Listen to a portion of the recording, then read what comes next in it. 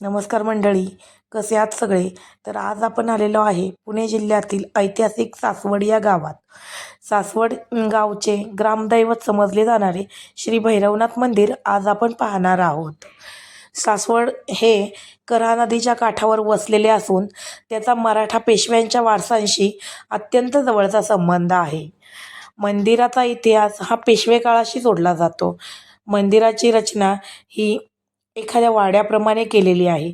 मंदिराच्या भोवतीची तटबंदी ही होळकरकालीन आहे असे सांगितले जाते.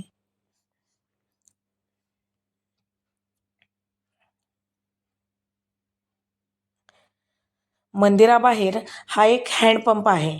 हापसा गावठी भाषेत त्याला हापसा असे बोलतात.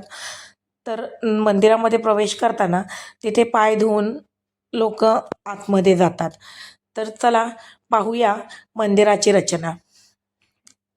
हा मंदिराचा एंट्रन्स आहे.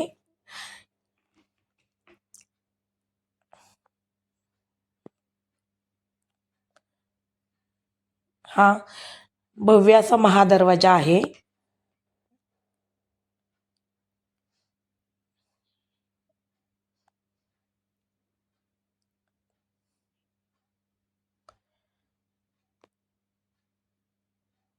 दरवाजावर गणपती बाप्पा विराजमान आहेत. आतमध्ये एंट्री करताच भव्य असं सभामंडप आहे. सभामंडपाची रचना अशी खूप छान प्रकारे केलेली आहे. ते काचेचे दालनं वगैरे खूप छान लावलेली आहेत. सभामंडपातून आतमध्ये प्रवेश करताच हे आहे गाभारा आहे. तर चला जाऊया आपण आतमध्ये दर्शनाला.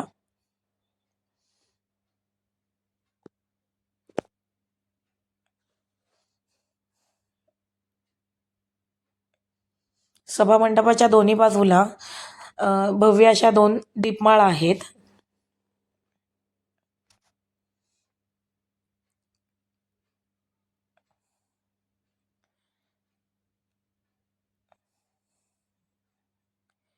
मंदिरात एंट्री करताच गाभाऱ्यामध्ये एंट्री करताच खूप पॉझिटिव्ह एनर्जी जाणवते.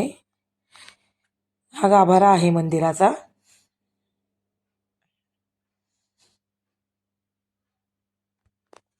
खाली कासव देवता विराजमान आहेत मंदिराच्या समोरच. हे मुख्य गर्भगृह आहे.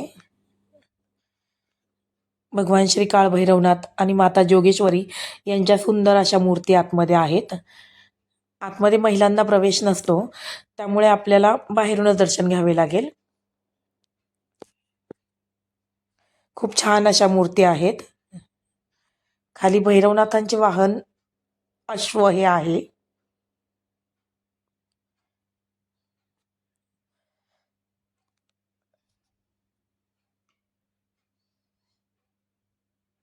मंदिरामध्ये इतकं छान प्रसन्न वाटतं ना. आता दर्शन करून आपण बाहेर येऊ. बाहेरच्या साईडला हे गाभारे आहेत. तर त्या गाभाऱ्यामध्ये वेगवेगळ्या प्रकारच्या देवतांच्या मूर्ती आहेत.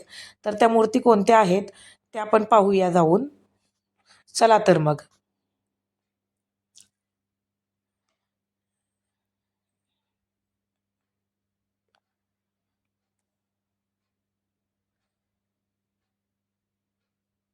सुरुवातीलाच खंडोबा आणि म्हाळसाई आहेत. त्यानंतर काळभैरवनाथांचा घोडा आहे. भैरवनाथ जोगेश्वरी माता आहे.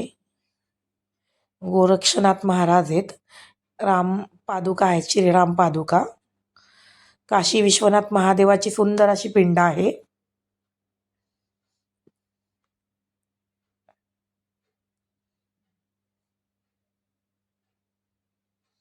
त्यानंतर पुढे गेल्यानंतर विठ्ठल रुक्माईची पण सुंदर अशी मूर्ती आहे. तुळजाभवानीची पण मूर्ती आहे. नंतर गुरुदेव दत्तांची छान अशी मूर्ती आहे. हे 2 म्हणजे संत महाराज कोण आहेत हे मलाही माहिती नाही आहे. त्यामुळे हे मी तुम्हाला सांगू शकत नाही. तर चला पुढे पाहूया. येथे गणपती बाप्पा विराजमान आहेत.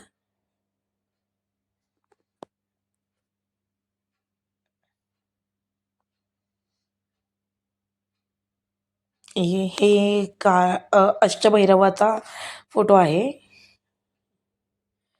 त्यांच्याच बाजूला स्वामी विराजमान आहेत. तर असा हा गाभारा आहे बाहेरचा.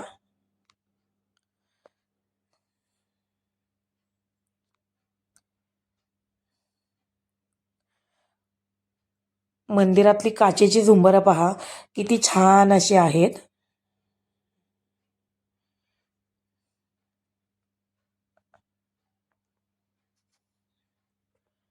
हा भैरवनाथांचा रथ आहे. यात्रेच्या वेळी वगैरे हा पालखी रथ वापरतात. त्यानंतर हा नगारा वगैरे आरतीच्या वेळी हा नगारा वाजवला जातो.